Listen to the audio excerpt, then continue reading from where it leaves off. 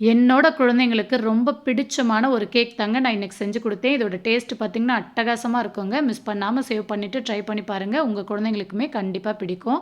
இப்ப அதுக்கு ஒரு மிக்ஸி ஜார்ல 10 பிஸ்தா, 10 முந்திரி பருப்பு, 10 பாதாம் பருப்பு, 1 டேபிள் ஸ்பூன் பால் பவுடர் சேர்த்து கொரகொரப்பா அரைச்சு வச்சுக்கோங்க.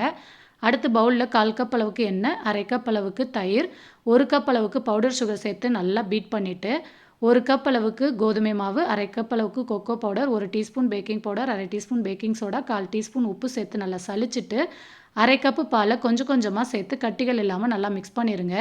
கடைசியா நம்ம அரைச்சு வச்சிருக்க நட்ஸ் பொடி 1/4 கப் அளவுக்கு பால் சேர்த்து நல்லா மிக்ஸ் பண்ணிட்டு, ரெடி பண்ணி வச்சிருக்க கேக் டின்ல கேக் பேட்டர் சேர்த்து நல்லா டேப் பண்ணிட்டு, விருப்பமான நட்ஸை தூவி 15 நிமிஷம் ப்ரீஹீட் பண்ணி வச்சிருக்க கடாயில 45 நிமிஷம் பேக் பண்ணிட்டு, நல்லா ஆற வச்சு டிமோல்ட் பண்ணிட்டு கட் பண்ணி குடுத்து பாருங்க. அடடடடா! டேஸ்ட் அல்டிமேட்டா இருக்குங்க. மிஸ் பண்ணாம ட்ரை பண்ணி பாருங்க. உங்க குழந்தைங்களுக்கு கண்டிப்பா பிடிக்கும். பாய்.